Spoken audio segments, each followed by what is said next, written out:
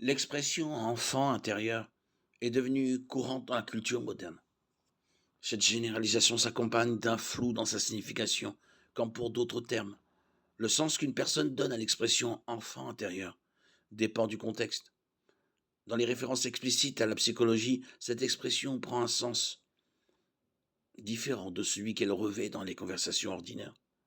Certains aspects du concept de l'enfant intérieur sont soutenus par la Bible, alors que les utilisations plus formelles et psychologiques ne le sont généralement pas.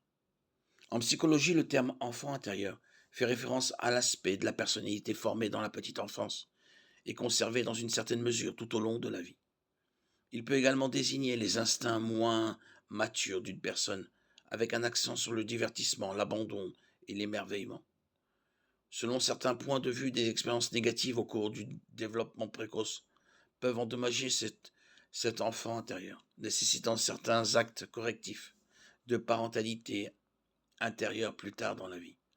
Par ailleurs, certains utilisent l'expression enfant intérieur en référence à la version supposée originelle ou naturelle d'une personne. Cela implique qu'il existe un vrai vous, que la vie, les responsabilités de l'adulte et les diverses déceptions peuvent supprimer.